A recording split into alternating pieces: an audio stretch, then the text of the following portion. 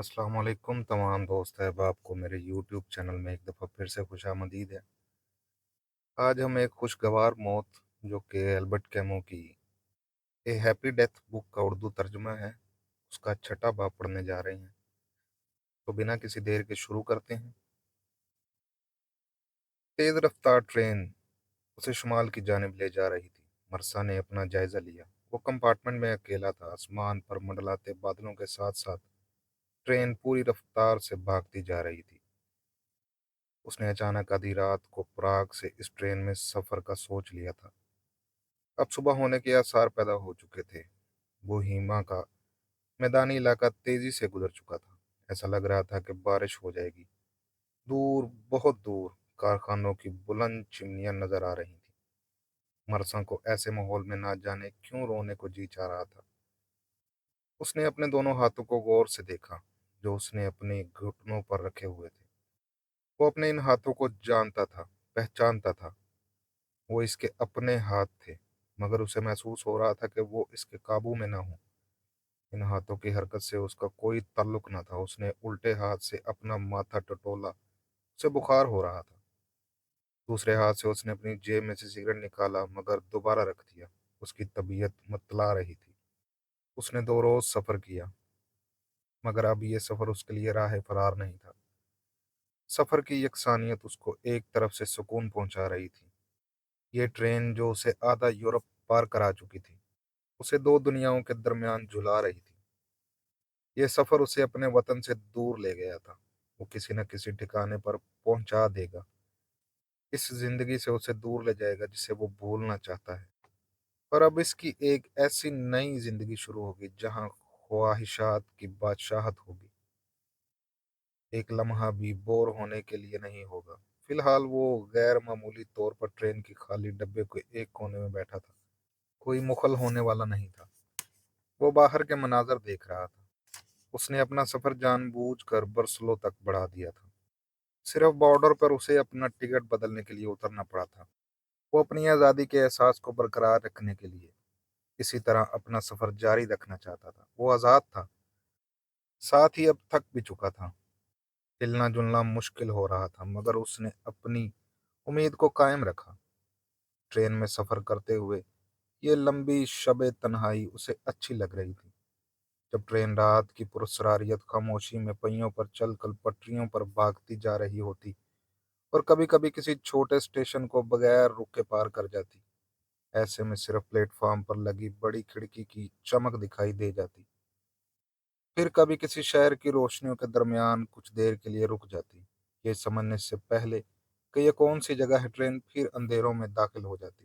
रोशनी और अंधेरे के इस झिलमिलाते खेल के दौरान ट्रेन कई स्टेशन पार कर चुकी थी। अब एक तवील लंबी रात गुजारनी है। अब मुस्तकबिल के बारे में फैसला करने के लिए इसके पास काफी वक्त था। आसमान पर गरजते बादल और चमकती बिजली कभी कभी उसके ख्यालात को मुंतशिर कर देते। वो फिर से नए सिरे से अपनी सोच को उस पर राह पर लाता जहां उसने सोचना शुरू किया था। अपने दिल को मजबूत करता और अपनी कमजोरियों पर काबू पाते हुए पुरुमीद हो जाता। पूरी रात वो इसी उधेड़पन में लगा रहा। अपनी जिंदगी के अच्छे मुस्तकबिल के बारे में फैसला करने की सोच उस पर सवार रही। अच्छी जिंदगी के लिए वक्त दरकार है, जैसे कोई शाहकार बनाने में मुशर्रफ को संग तराश को मेहनत और वक्त की जरूरत होती है। एक चलती ट्रेन के कंपार्टमेंट में बैठकर खुशी की तलाश ऐसे ही थी जैसे कोई कैदी कैद खाने की कोठरी में बैठा हुआ अपने बारे में सोच रहा हो, आज़ादी और खुशी के बारे में पुरुमीद हो। दूसरे दिन की सुबह उसकी ट्रेन एक मैदानी इलाके में आहिस्ता हुई। बर्सलो अभी भी बहुत दूर था। ये मैदानी इलाका बिल्कुल बंजर और खुश्क था। दूर दूर तक तिलक सिर्फ धूल मिट्टी, कोई हरियाली या दरख्त नहीं था। मगर आसमान पर बादल इस मैदानी इलाके की प्यास बुझाने के लिए बेचैन थे। बड़े बड़े काले परों वाले परिंदे बारिश को खुशामदीद कहने के लिए गोल दर गोल निचली परवाज़ें कर रहे थे। कभी कोई अकेला परिंदा गोल से अलग हो जाता तो फौरन ही बेचैन होकर फिर गोल में वापस चला जाता। मरसा अपनी जिंदगी को भी इसी परिंदों से मवाजना कर रहा था। वो ना जाने क्या क्या सोच रहा था। کبھی سوچتا کہ وہ دھول مٹی میں شامل ہو کر زمین میں دفن ہو جائے اور مٹی میں مل کر مٹی ہو جائے۔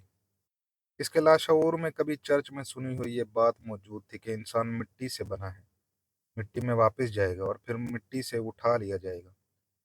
وہ زندگی اور موت، غم اور خوشی، سکون اور پریشانی کے ان ہی نہ حل ہونے والے مسائل کی سوچ میں گم تھا۔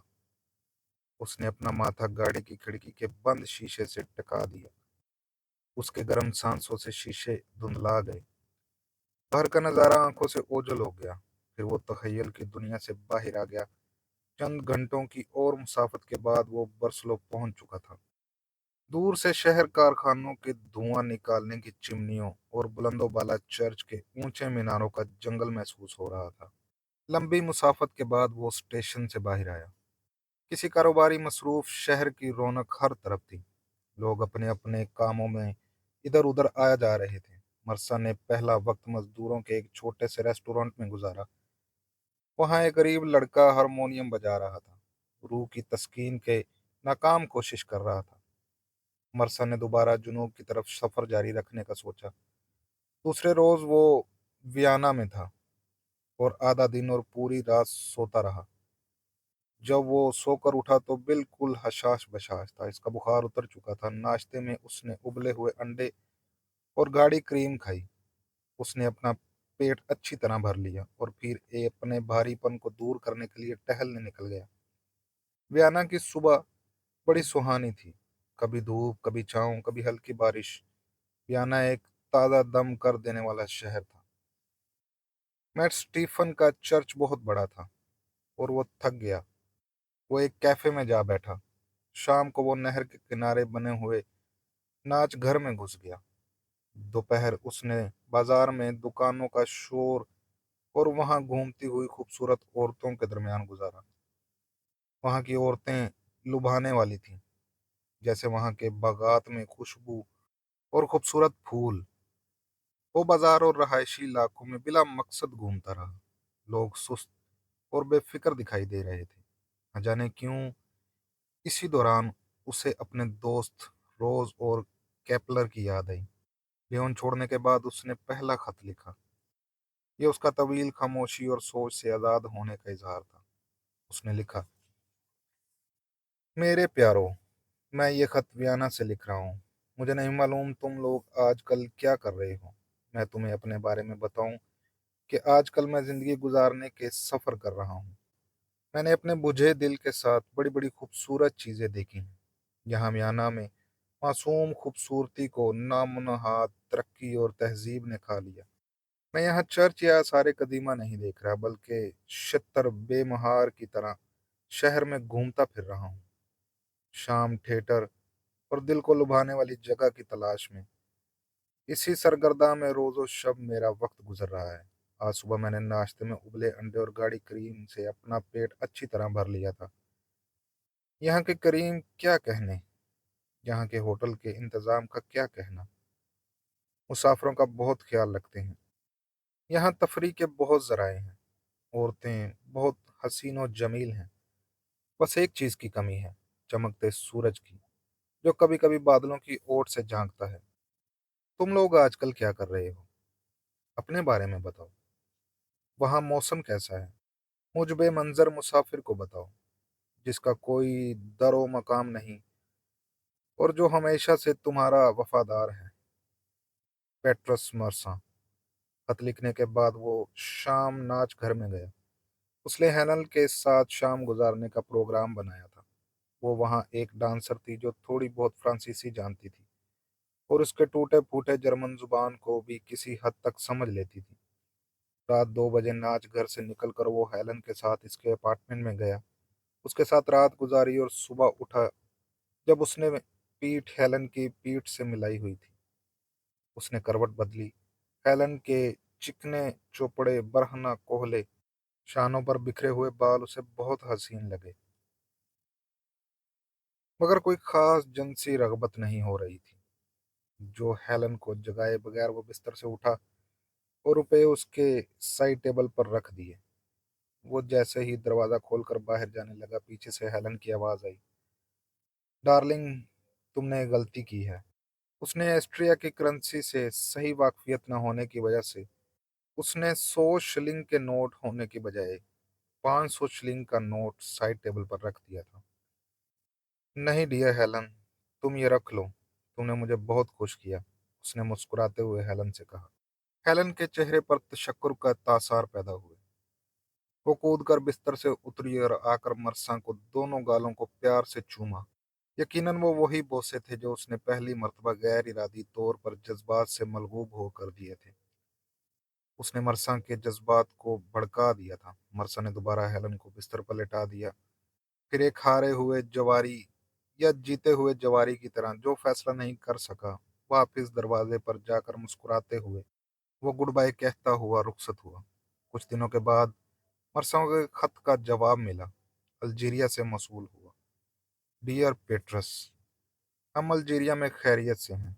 बच्चे तुम्हें याद करते हैं और तुम्हें दोबारा देखने के ख्वाहिशमंद हैं। अगर तुम महसूस करते हो कि तुम बेसिमत या बेमंजिल मुसाफिर हो, तो फिर क्यों नहीं अल्जीरिया वापस आ जाते। तुम्हारे रहने के लिए यहाँ बहुत जगह है। हम सब यहाँ खुश हैं। अगर वाकई खुशी की तलाश है तो यहाँ आओ, तुम्हें मिलेगी। हम सब तुम्हारे प्यार के मुंतजिर हैं। तुम्हारी रोज कैलरी कैथरीन। मरसा ने अल्जीरिया वापस जाने का फैसला कर लिया। जिनों के रास्ते होते वो वापस जाने लगा, और किसी को कोई अहम फैसला करने के लिए तन्हाई की जरूरत होती है, मगर मरसा अब अपनी तन्हाई से तंग आ चुका था। अब उसे फैसलों के लिए, खुश रहने के लिए लोगों की जरूरत थी, दोस्तों की जरूरत थी। इस ट्रेन में जो उसे शुमाली इटली को पार कराती हुई जेनोवा ले जा रही थी, सफर करते हुए उसके कानों में वो सदा आ रही थी जो उसे अपने जानी प्यार और मोहब्बत से बुला रही थी। खुशी और मुसर्रत के तराने बज रहे थे। जब वो साइप्रस पहुंच रहा था, जहां बहार छाई हुई थी, तो वो फिर हल्का सा बुखार महसूस करने लगा, मगर कोई खुशगवार सोच इसकी हिम्मत को बढ़ा रही थी। शाम हो चली थी। समंदर करीब आ रहा था। मैदानों में जैतून के दरख्तों पर सूरज की सुनहरी किरणें अभी पड़ रही थीं। उसका दिल भी मुनव्वर हो रहा था।